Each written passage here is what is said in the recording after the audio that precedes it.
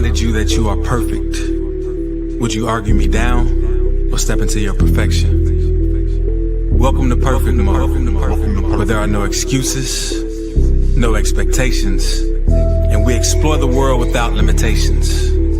I'm Jay Clay, rapper, the spiritual teacher, with my co-host Troy Washington, your friendly neighborhood realtor. Let's be real, so let's be perfect. Perfect mode. Everything, anything, anything, perfect mode. Everything, anything, anything, perfect mode. Everything, anything, anything, perfect mode. Everything, anything, anything, perfect mode. Perfect mode, perfect mode, perfect mode.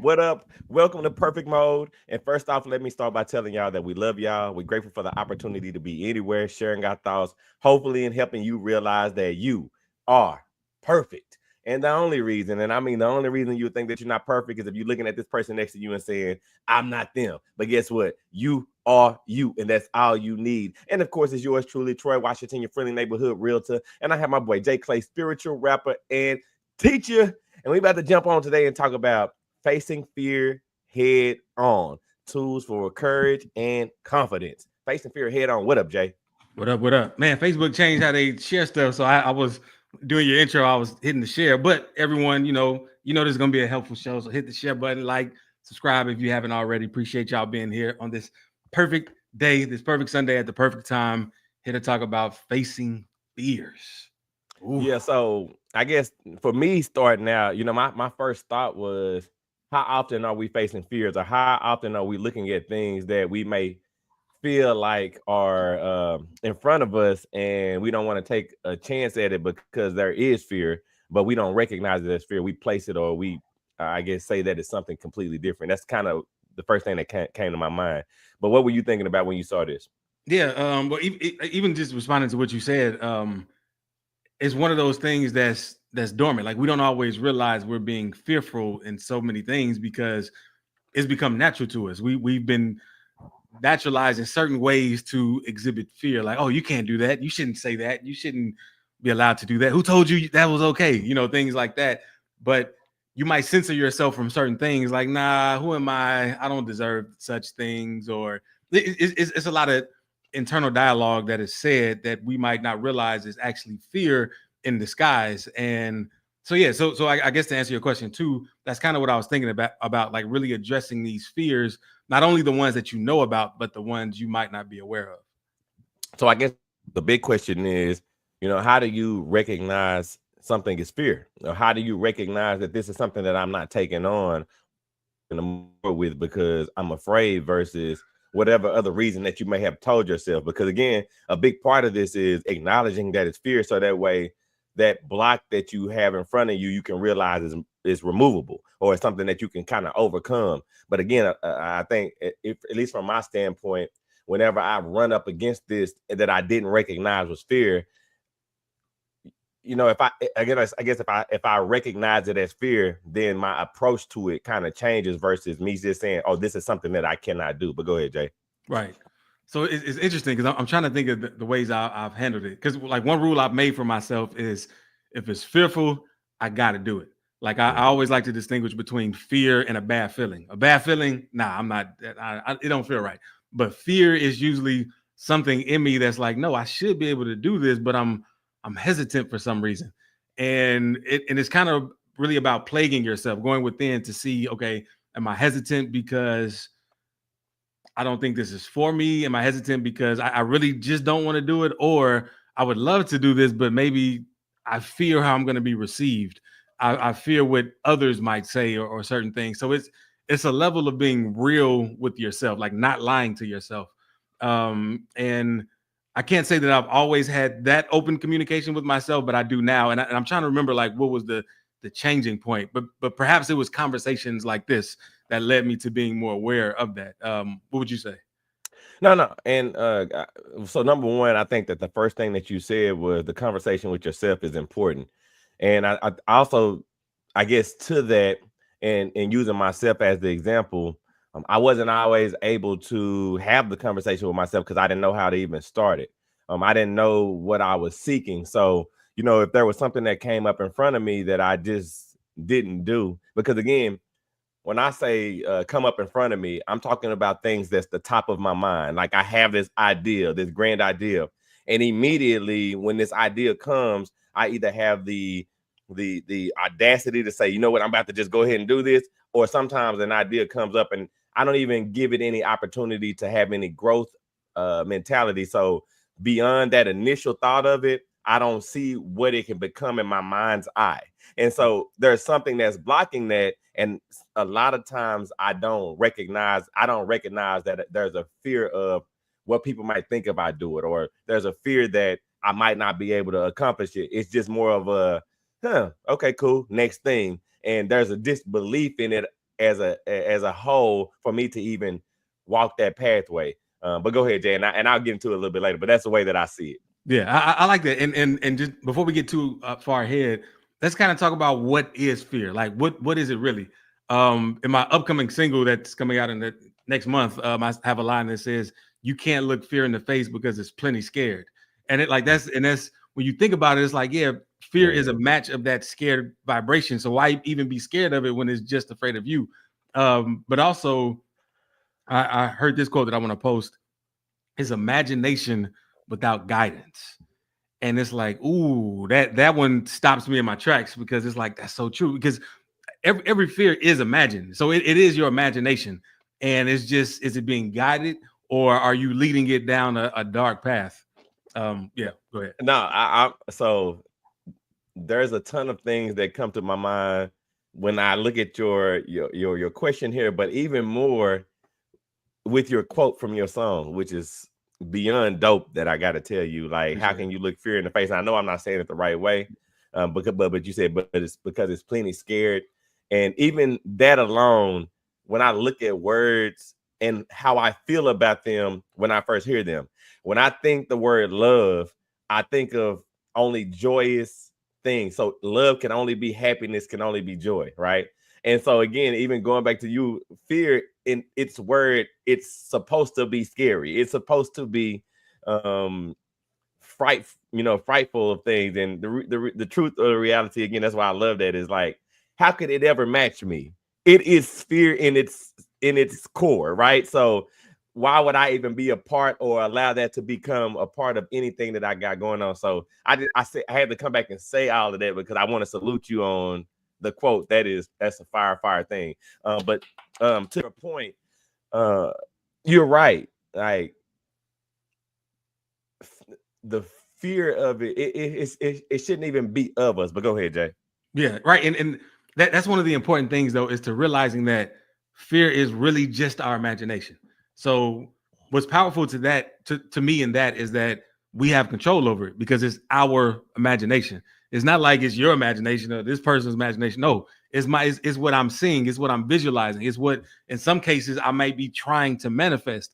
And it's like, well, wait a minute. If I have control over this, this is not what I want to imagine. This is not what I want to see or experience. And a lot of times people think imagination is just what you see in your mind, but sometimes it's what you feel in your spirit, like these things based on the idea of what you think will happen that hasn't really actually happened yet. So to the point of the question here, oh, my bad. Yeah, We're still going. Okay. So to the point of the question here, what fear really is imagination without guidance.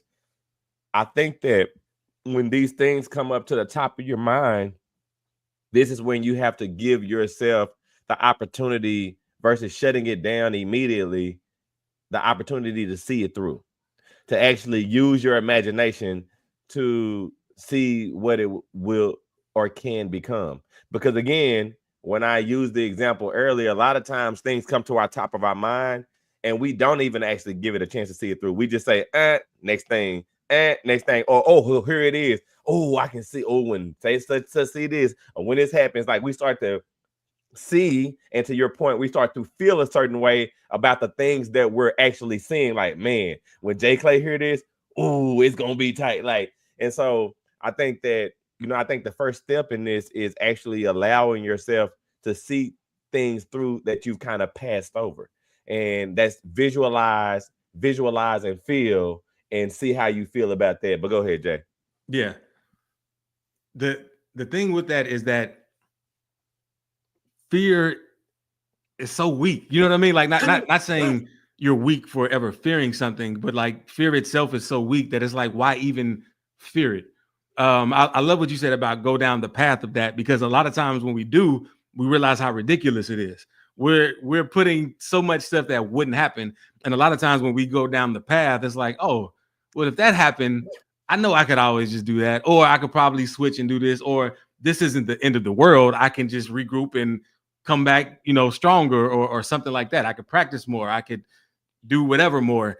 And that fear is almost like it's really an excuse we give ourselves to not pursue something that we really want to pursue. So it's like, why would I even want to excuse that when it's something that I really want? The thing that I like, especially what you're saying, is just going down the path of it. The reality of it is we're always going down the path of something, and you would never look at yourself as being foolish for something that you believe that you could do in the first place. Like, we don't ever think of, but like when I think about getting up and going to the basketball game today, like I can literally imagine everything that I'm going to do, and I never think for a second, man, it's gonna be crazy if I get in that car. Though I know people have accidents all the time. Man, it's probably gonna be a fight at this because people are gonna be rowdy. Though I go all the time and people are rowdy, I never anticipate or allow the fear of those things to be a part of my world. I don't think about having an accident. I don't think about getting into no fight. I just say, well, this is the way that this is going to go. And the reason why is because it's natural for me to believe that I can do something that I have no fear of, right? It's weird, but I think that whenever you give yourself, when you run up against those things that you do have that natural fear for, you have to see it through. Imagine yourself going to this place without the problems. Because again, I'm saying that I'm going to a basketball game and I can see all these things happening, but I don't imagine any of the negative things happening to me. But go ahead, Jay. Yeah. And it's so many things that go into fear psychologically that people might not even realize. And you might be like, nah, this doesn't go this deep, but it does. So one, let's say you fear a thing. Not only are you strengthening it because you're saying, okay, this thing is greater than me. This thing has the power to derail me, but I'm giving it its power right now by even fearing it and stopping myself from doing it. But in another instance, you could say, I'm stronger than the higher power right now, because even though the higher power gave me this desire of what I want to do, I'm being fearful of it because I judged against it. And the only way I could judge against it and be right and be accurate is if I'm more powerful than the higher power. But then if you're more powerful than the higher power, why even fear a thing? And so like we delude ourselves into these just delusions, and we live according to it, not realizing the path that we're putting ourselves on and the blocks that we are creating. When it's like, no, that's not true. If the higher power even gave you this desire, is for you to take this action and pursue it and not even be fearful, or even if you are fearful, to do it anyway and just accept that you really don't know. You really have no idea what this experience is going to bring. And even if you were to look back, you learn something from every experience you ever achieved. So it's like, why wouldn't this be another one of those? So I'm gonna tell you what's funny, and what this makes me think of. So for everybody that don't know, outside of being a real estate broker, I'm a coach. So I coach kids ages 13, 14 now, 11, 12, 13, 14, and also 6, 7, 8. And the beautiful part about my life and the coaching part of it is I always have a bit of uncertainty every single time I have a game coming up, right?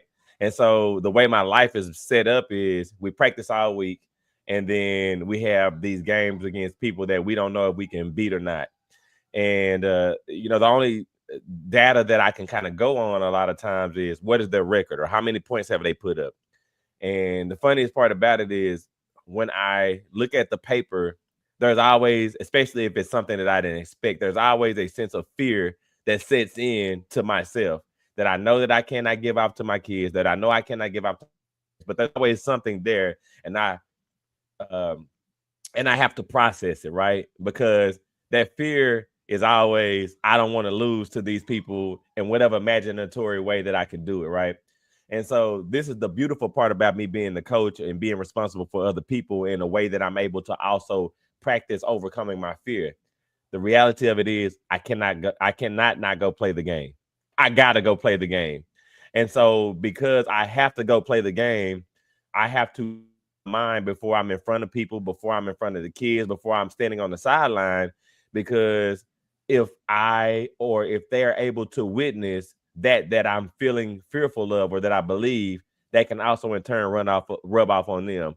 And so what I allow myself to do whenever this fear sets in every single time, as I start to imagine all the great things that my kid can do on the court, or my kids can do on the court, I start to imagine all of the things that I saw them practice. I start to imagine things that we've done working on the team that we're about to play. And then I am able to imagine myself winning, regardless of what I thought in the first place.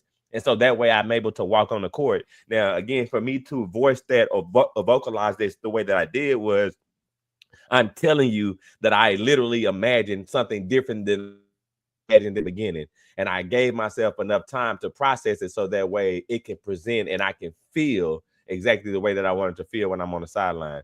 I want to read what Robert Clay just said as well. He says, I am no longer afraid because I am filled with the faith of God. That's right. That's what's up. What you got, Jay? Love it.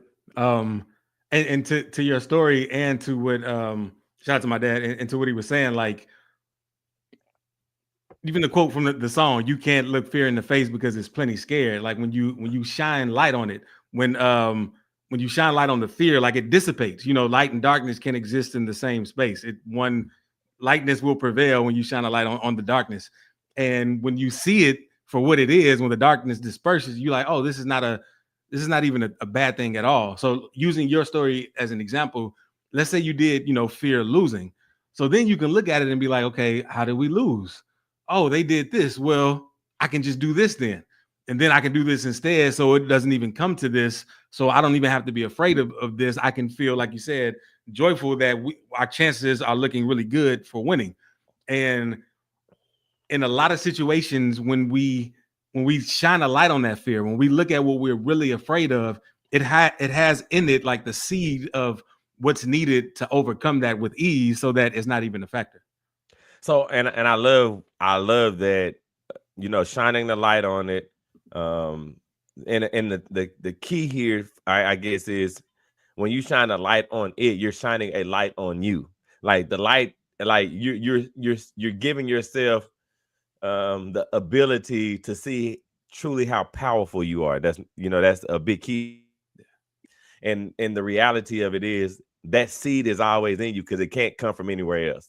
And so when you give yourself opportunity within yourself, and also, approach the situation or circumstances head on, as you say, the reality of it is, because you do have the answer, because you are all things, because you do have the seeds, there's always an opportunity in a way to counteract what you thought. And it doesn't mean that it always comes easy, because sometimes you do have to dig deep to see what's in you. Sometimes you don't recognize it because you haven't given yourself an opportunity to know that it's true about yourself. But I promise you, to your point, that when an obstacle, that when you're seeing it through, and the obstacle, you give yourself a true opportunity to look at it, you say, well, dang, well, I see this big block in front of me, but I also know that I've approached this block in another situation before, and there was a pathway around the left side of it.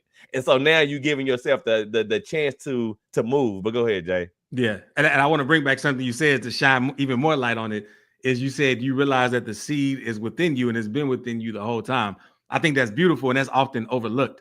Like oftentimes when we do overcome certain things, we don't always realize we overcame them. Like, that light was shined on us and in us, and we are more powerful than we give ourselves credit for.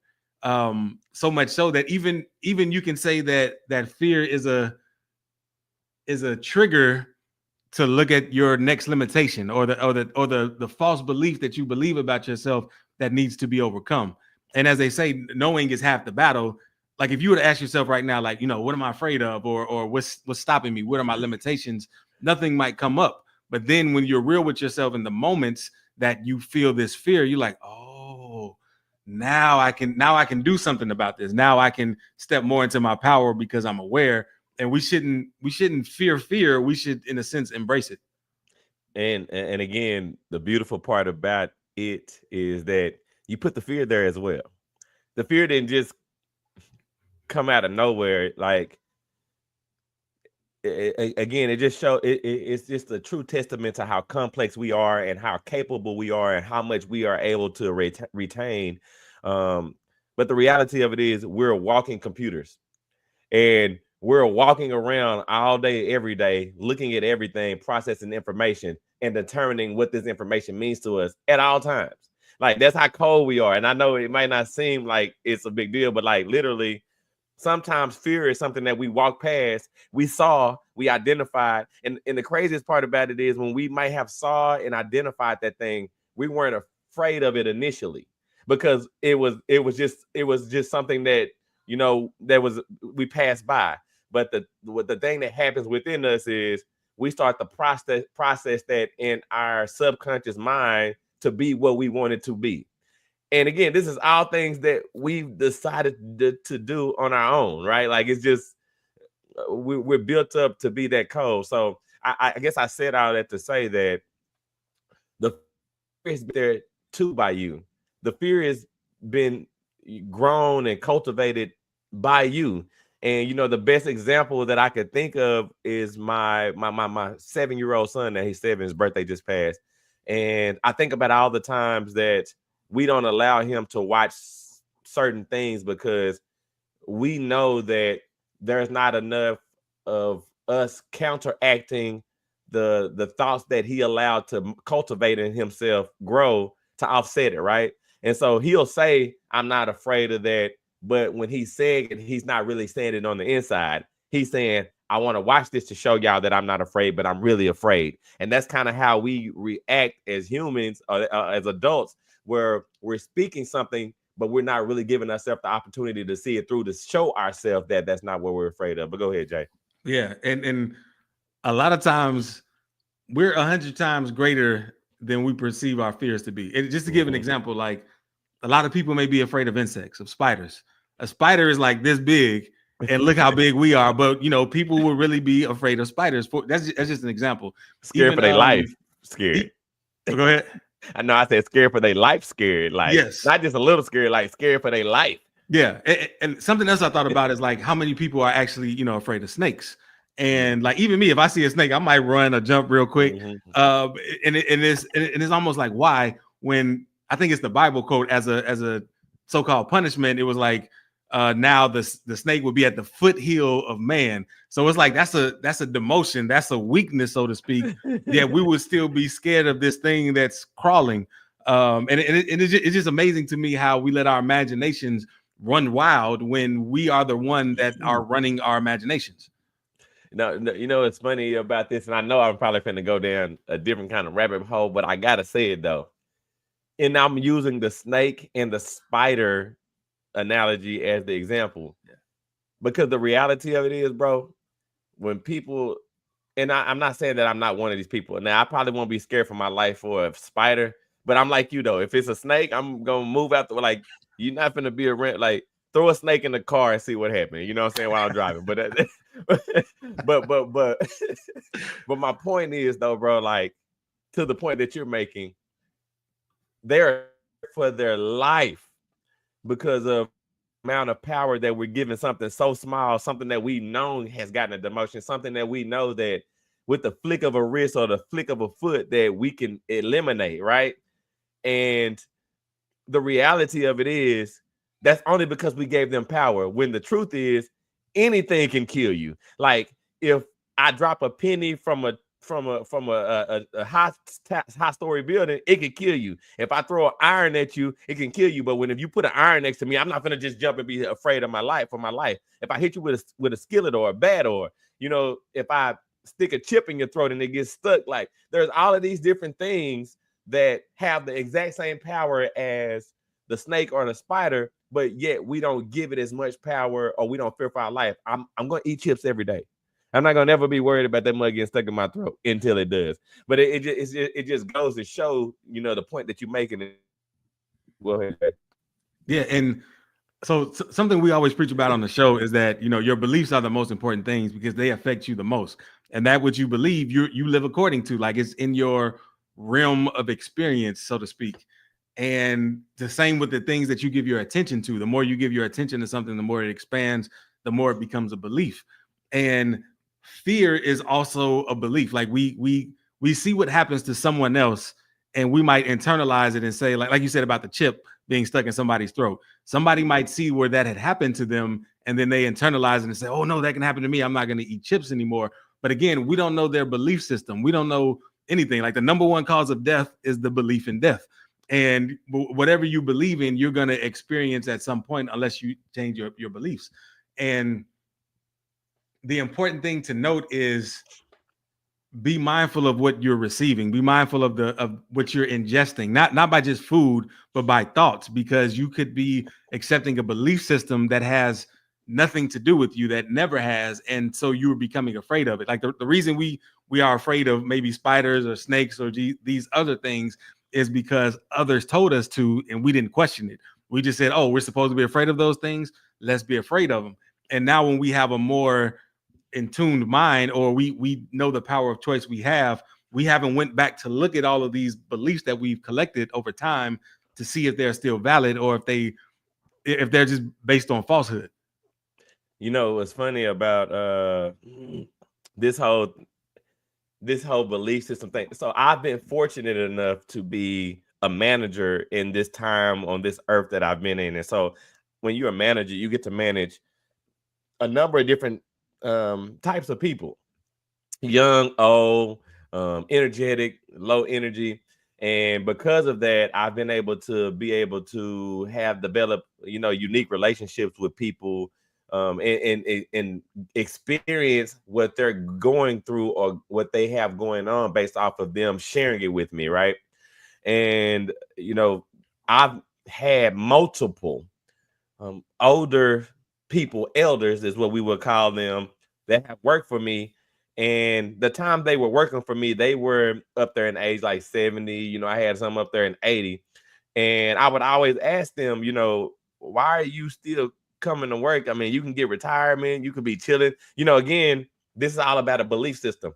In my mind, the way that I believe, or the way that I've been able to see it through, is, again, I don't know if it's going to happen this way, but this is the thing that gives me the motivation to keep living, to keep growing, to keep building, to share this love and this energy with other people, because any fear of getting old is not there for me, because I've seen it through of how it's supposed to look. So when I'm talking to them, I'm like, why are you still working? You come up here, you here early. I'm here early every day. I'm a manager, but you're here early with me all the time. Why you know, and their entire thought process was, I keep working because I want to be around people, because I don't want to be alone, because if I'm alone, then I'm gonna die. Or if I'm not working, then I'm gonna die. And so their entire belief system is, if I stop doing this thing that I'm doing, then I'm going to die. And the reality of it is, all the people that have said that to me, I believe them in what they were believing for themselves, which again is not a fear that I've taken on myself, because I don't believe that I see it through, but it all happened to them. When they stopped working, they passed away. Or when their significant other left, they passed away. And it was because their will, their desire, that power that we all have to continue to go, it I don't want to say that it died. It was true. It was true what they set for themselves. It was true the pathway that they want to go down. And that was all based off of their belief system, and also fear of how their life would be any different than it would be if they changed it from what it was at that moment. But go ahead, Jay. Yeah. And that's why so many quotes just about placing your faith in a higher power, because that's an abundant, never-ending power. But to place your faith in anything that's finite, and when that passes, you know, like if you're no longer working and you believe that work is the catalyst for it, then you go along, you follow your faith. And it's man, it's funny because we follow our faith, but we are the ones that place our faith where we want to. And that's a light bulb moment for me. So it's important that you gauge what do you have faith in, and why do you have faith in this? Why do you have faith in this fear? Why do you have faith that this fear will turn out in the worst possible way? And just really ask yourself that. But go ahead. No, I just wanted you to elaborate for our audience what your light bulb moment is and what that meant, because I think that would be, because I know what it is. I hear you, but yeah. I know that that's one of those turning points that we all kind of need in order to see it through, in a sense. Well, okay. So what I meant is, like, you hear a lot of people say, I'm led by faith, which you can imply is I'm led by God. But again, we don't know personally what their faith in, and even what that faith in God means, because I've heard people speak of a limited God, like they don't think they might not think it's limited, but from my viewpoint, I'm like, I don't know why do you have such little faith in God? I'm thinking in my mind, and when people say led by faith, or even anyone, like we truly are led by our faith. Like, we can't escape it. That's inescapable. Yeah, but we get to choose what we place our faith in, who we place our faith in, what actions we place our faith in, if any. And I'm not saying don't place your faith in anything, because I mean, you kind of have to. It's just, again, we are love, we are faith in action, we are so many of these things. And if you're gonna put your faith in something, why not put it in the most abundant, beautiful, never-ending energy there is? And so you always have access to everything, always.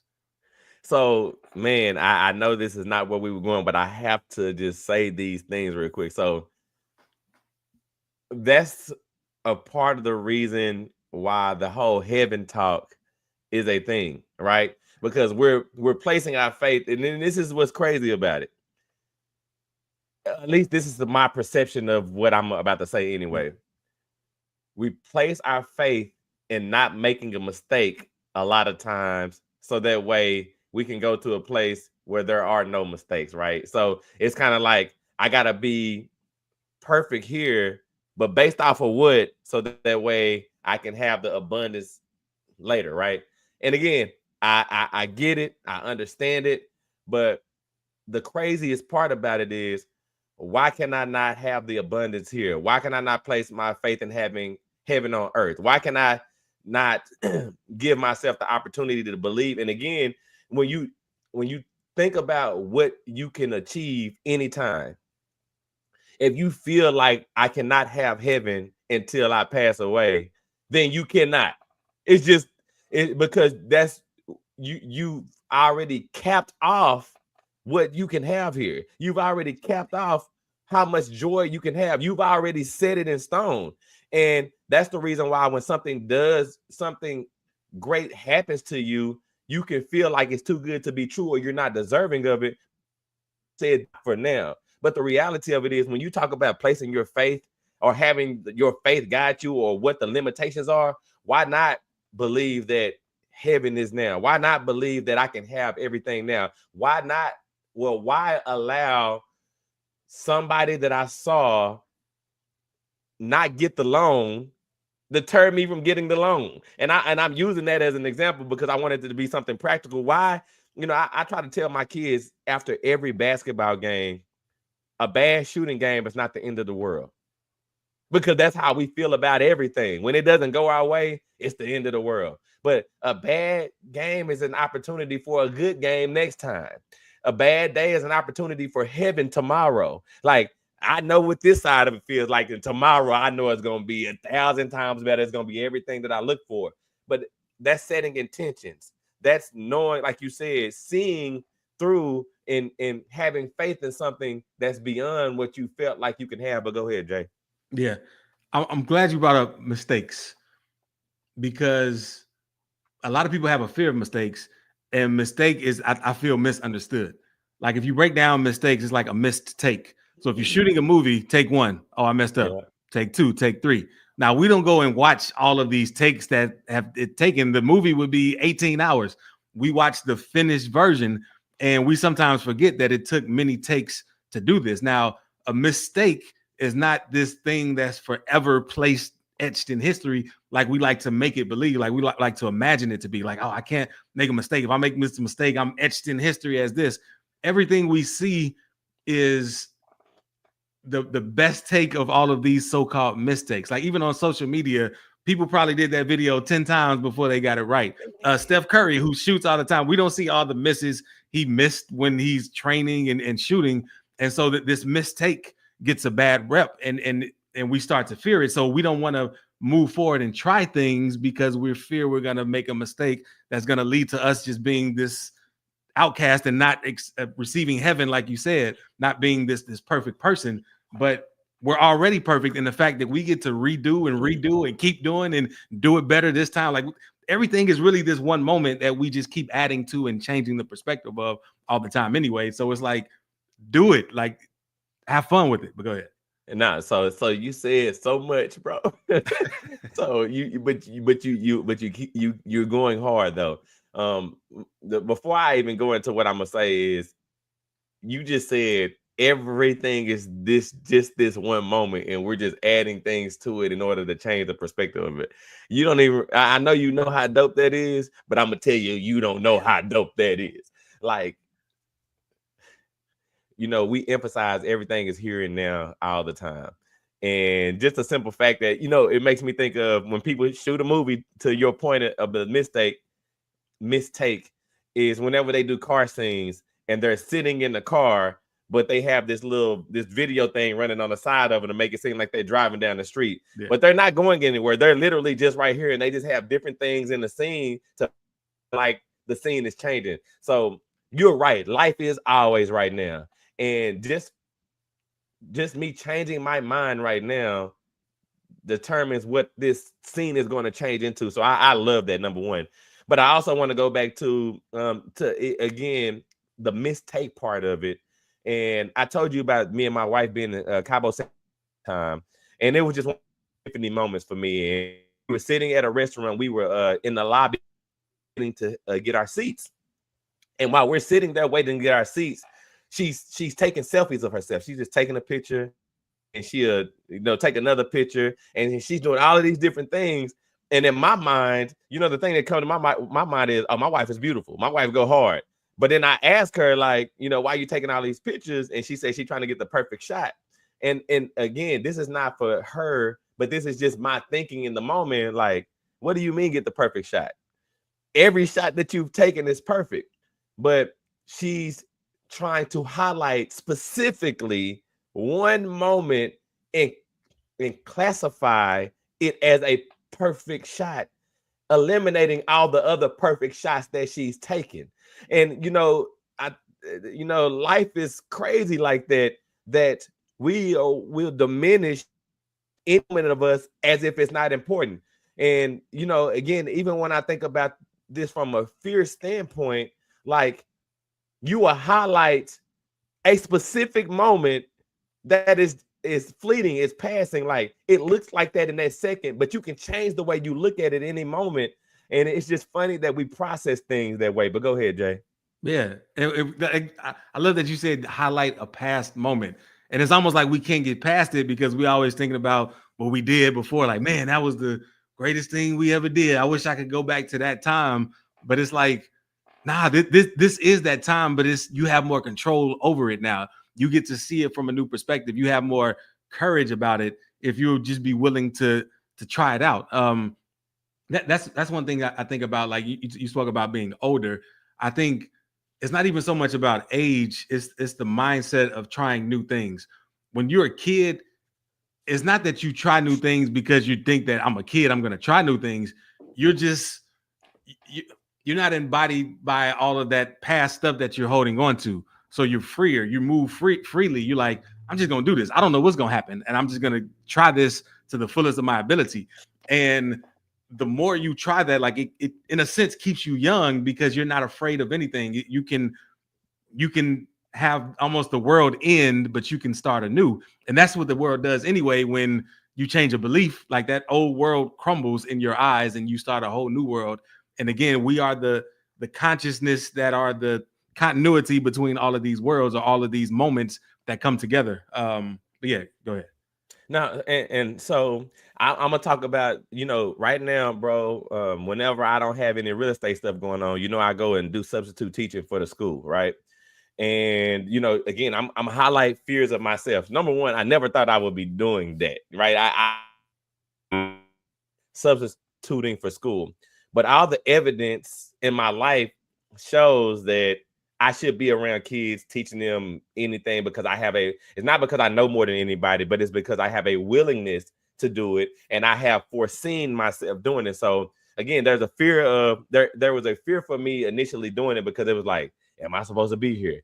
What if the kids go crazy on me? All of these different things that I placed. Again, I had no evidence to say that anything else would be different than what it is now, because I've always been coaching kids. I've always, when we had record labels, we were essentially managing kids, doing stuff. So I had all the evidence, but somewhere along the line, because of something I might have seen on TV, or maybe, my shout out to my mentor. I know she wasn't meaning to do it, but when I told her that I thought about doing it, she was like, man, Troy, I don't know. Coaching is a lot different than being a substitute teacher. The kids want you to be there when you coach a basketball, but the kids don't want you to be there when you're in the school. And so, it could have been all of these different things that, again, like I told you, we allowed the fears to grow. We allowed those seeds to grow. And then it wasn't her fault that it grew. It was my fault, because I started to water that. Well, what if they do act that? What if they don't want me to be there? But the way that I overcame that was I set my intentions. And what I mean by set my intentions is I said, you know what? I have a lot to give to these kids. So every opportunity that I can give them something that I feel like is going to be growth minded and help them overcome, then I got to give it to them. And so, because that was my intentions, because I knew what I was going to do, regardless of what obstacles were in front of me, I know that it was going to be done. And the funniest part about it is there have been kids that have not wanted me to be there. You get what I'm saying? Yeah. And there have been kids that have wanted to buck me because I am the substitute, or disrespect me because I am the substitute. But these things are not fearful of me anymore, because the intention I had in my mind was they were going to be there, and I was going to be able to offset it with giving them the love that I feel like they need. And the coolest part about it all, Jay, is they have kids that, well, number one, kids have gotten in trouble while I've been there. I've been able to send kids out. And I have literally told those kids, I said, hey, I will write you up and I will be your friend tomorrow, because I'm here to help you grow. But I've had the opportunity in moments where kids have been those things that I feared in a moment, right? Meaning like they were finna be that cantankerous, crazy, opposition to me. And I was able to say, hey, guess what? I know that you're smarter than you're behaving right now. I know that you're a great kid. I know that. And again, this is all with them being against what I'm saying, not trying to hear me. And I've been able to say what I set my intentions on from the very beginning. And I've also been able to witness all that built up in them dissipate in a moment's time and say, you know what, Mr. Washington, you're right. And these relationships that I've been able to build, whether they were intentional or not from their standpoint, has been able to change, because I have a relationship with all these little kids who, though they know that I can be strict, trust that I'm going to give them what I was going to give them from the very beginning. But go ahead, Jay. Yeah, and what you described is like what I like to think when they said casting out demons. They said like in the Bible, Jesus cast out demons. I think it was just that vengeful spirit, so to speak. By you meeting it with love, it's like, oh, nothing else can face love but love. Just like with light, meet with light, that darkness fades because nothing else can meet light but light. And that's the choice we have. But that's another conversation. Back on the fear side of things, I want to talk about how the tools for building courage in real time. And you kind of started on some of those already. And something that I'll say that I've built over time, this might not be in the moment, but just over time, is like how I said, if I'm fearful, I'm going to do it anyway. But I'm also going to work on that belief to make me even fearful, so that I could meet it in the middle where it's not a thing. So like if it's something that has to be done now, I'm just going to do it. I'm just going to be scared while I'm doing it. But also afterwards, I'm going to contemplate, okay, why was I truly afraid of this? What brought this on? What's stopping it? But go ahead. What would you say are tools for building it in real time? I think that it's again, this goes back to the point that you made earlier in the conversation, is giving yourself some time to have the conversation with yourself, because that's even that conversation is not something that's long and drawn out. And I'm going to use my example with talking to kids as an example. Again, I'm always fearful initially, like I said, of the response that I'm going to get from somebody whenever I'm disciplining them, because my kids don't like to be disciplined. You know what I'm saying? So there's some evidence that there could be some pushback. But me overcoming the fear is whenever I'm presented with, as an example, I'm in the classroom and I cannot get a kid to listen, there's an initial thought process of, this kid is going to give me some mess that I don't want in the moment. And then I immediately tell myself, no, this kid is going to hear me out and they're going to understand where I'm coming from and they're going to respect me. And that's the offset in a moment when I said I get a, and that might take a split second, but it's challenging the first thought. And I guess that's the best way to explain it. Challenging the very first thought that you have with what you really want. And so once I challenge that thought, I literally just go over and say, hey, look, we have already had this conversation. You're a great kid. Let's just go ahead and get on task. I know you can do your work. I know you've taken your time doing it because you like to be disruptive sometimes, but guess what? You're not disruptive. You just need a little attention. I'm giving you your attention. Now let's get our work done so that way we can show everybody what's up. And so me doing that changes the whole dynamic. But again, I had the conversation with myself first and said, no, I can help them change. But go ahead, Jay. I love that. Something I do now is, so we always talk about the higher power, and AKA God, AKA abundant love, AKA all there is, all that is real, infinite intelligence, whatever your name for it is. I tap into that. Like you said, like when you're at that moment where something is about to happen, I do the same thing, because if I let my ego run it, so to speak, it's going to be opposition, it's going to be a fight. I'm better than you, or something, whatever. So I tap into that higher power where I meet light at the highest level of light, and you can't but help be affected by it. So what comes out is not even of you anymore. It's of that higher status, and you get to witness it. But not only that, like, let's say you were down here, you met up here. By you doing that, even if you're temporarily up here, it changed your baseline so that when you go back down, you're still higher than you were initially, which happens to be above the problem that you feared.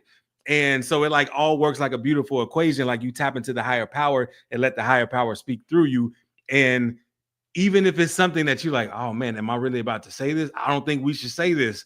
It always works out for the best, because we all are connected through the higher power. So what else would know what you need to hear than the higher power? But the idea of the separated self, of the ego, of me alone, wouldn't know what you need. But at the higher level, it never fails. No, I agree with you 100%. And shouts out to Aurelia. I appreciate you joining. I know you was with us last week too. So, just coming back and supporting, definitely appreciate it. And she says, my son needs a person like you to mentor him. After the divorce, his behavior at school is not what it needs to be. And, funny enough about that is I actually do see kids like that all the time, that are going through similar situations. And just like we're talking about our fear as adults, or just as people just trying to overcome, the fear of becoming our best version of ourselves, what I've witnessed from these kids, and that's what I try to give to them, is they're having the same fear. They fear that the best version of themselves is not going to be accepted, or whatever that might look like. Or they feel like the best version of themselves has gone away because of the circumstances being changed. But I think that whenever we have the opportunity to tell them that though the situation or circumstances have changed, you're still a great person. You still can do great things. There's no limitations you have. That kind of changes the dynamic, but it's something that had to kind of be reinforced with them, because it's just like us. The thing that sets us off is what we're looking at. The thing that overcomes us being able to see it through in our mind is the consistent oppositional forces on the outside of us. Again, there's all stuff on the outside. So I continuously see people miss jump shots. That's what my son can say. I see people miss jump shots all the time. Well, you see yourself make them too.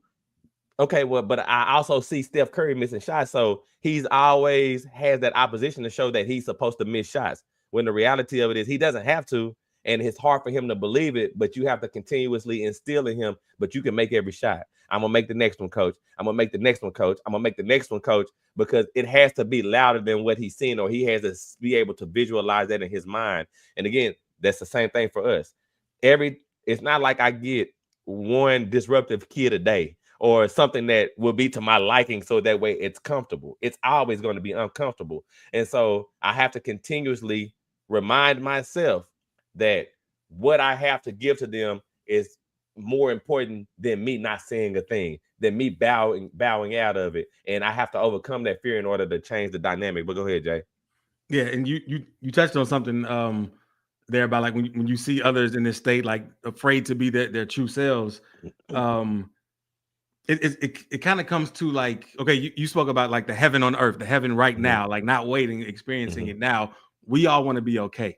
And sometimes when something happens that we have an emotional reaction to, at least even as men at some point, you think, I shouldn't have reacted like this. It's not okay to be feeling angry about this. I shouldn't be this upset by it, but it is okay. But the funny thing in it being okay and you giving yourself permission to feel that is you instantly feel better where you don't even feel that anymore. So it's almost like it works like fear, like you're avoiding this thing because you're afraid of it. But right when you face it and say, you know what, it's okay, you instantly overcome it and it's not even a thing anymore. And so like one thing I noticed with dealing with others and maybe their behavior isn't what we think it should be, is still seeing them as that higher lit self and allowing them to be who they want to be, but still treating them as their highest self possible, because it changes something in them. Like they're like, man, I'm acting this way, but you're still treating me like this. Like I'm gonna be better. I want to step into how you see me, because it's like, wow, I do want to be there,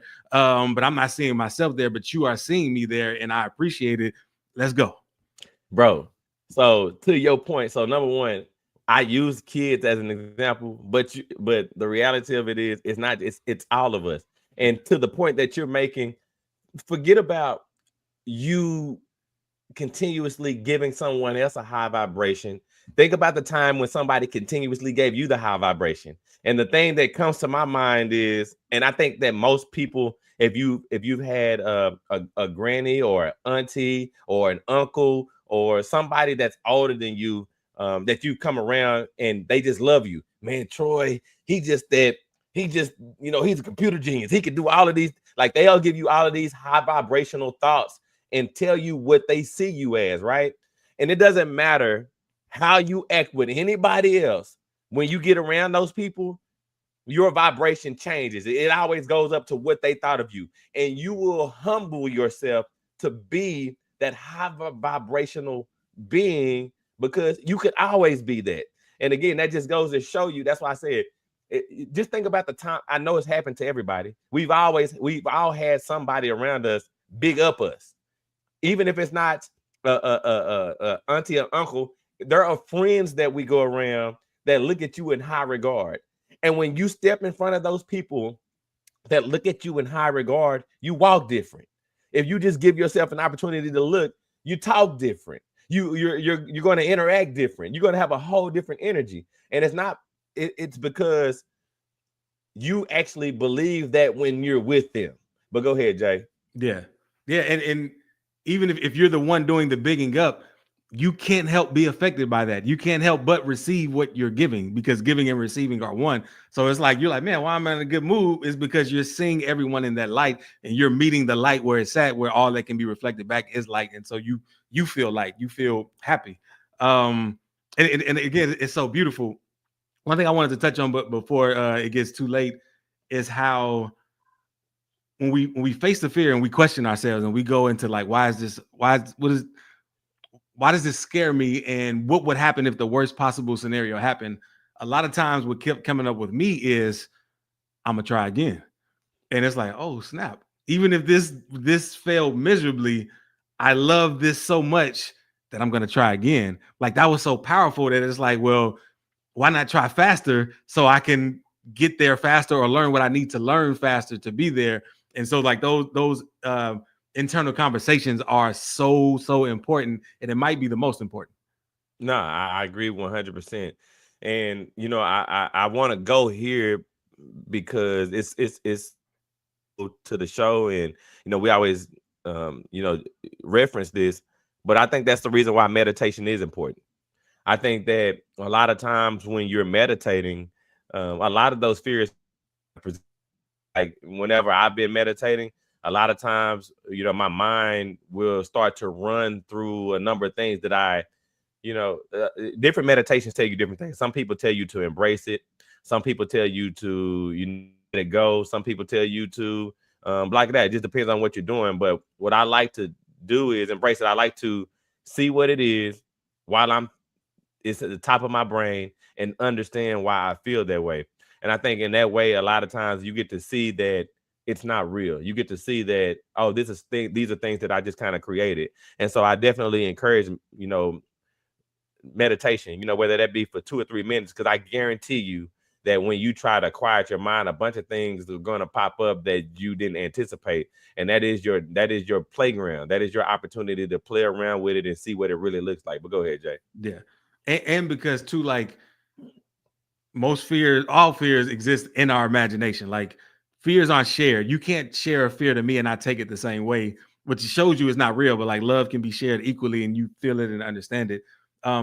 Because it happens in your imagination, you can imagine a helper coming to help you. Again, like that could be the higher power. It could be that aunt or uncle you love, that person that bigged you up. It could be anybody in the world that you can bring into your imagination with you to help you overcome that fear, and they will be there to help. Like, and a lot of times just knowing that the right person is there with us or watching us, it makes us perform 10 times better or just be that much better. And we all have that power within us already because we are the cultivators and creators of our world, which is pretty much our imagination personified, that we can do great and greater things always.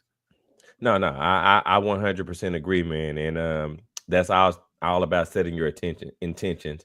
And if I can say anything about facing fear, would be to tell yourself that fear doesn't play a role in your life anymore. Yeah. And it doesn't mean that you're going to get it immediately, but I just just like somebody big upping you or you big upping someone else, sometimes you got to big up yourself. Sometimes you got to be able to tell yourself the truth over and over again, even when it doesn't feel like it, or you don't see the big picture of what you got going on. And then I love what Jay Clay said a while ago when he said that I just tell myself I'm going to try again, right? You big up yourself. It doesn't turn out the way that you wanted to, then just try again, because eventually it will. And one last thing I want to shout out my dad real quick. One time my dad said, I think I was looking at one of his lives, and he was talking about how he looks at life is just like a bunch of math problems, a bunch of equations. And he said that everything that he doesn't have, or everything that he wants that he hasn't been able to accomplish, is just because he hasn't figured out the right math problem. And so what he does is he just goes back and plugs in different numbers, try it again until he gets the right problem.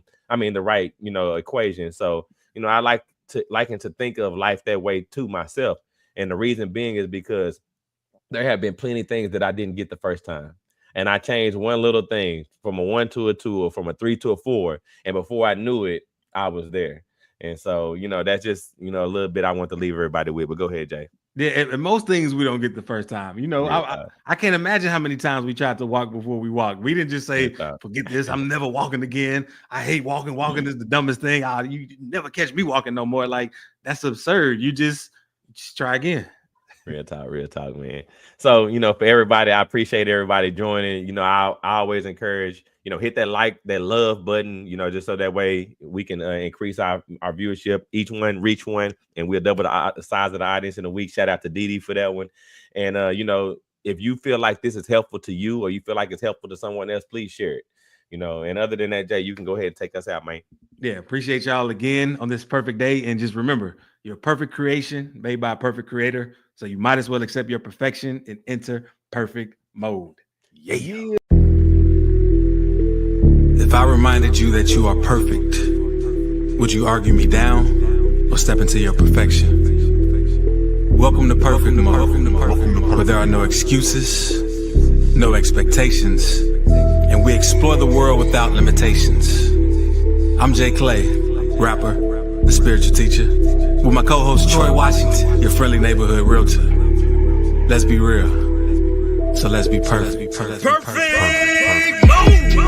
Everything, many things.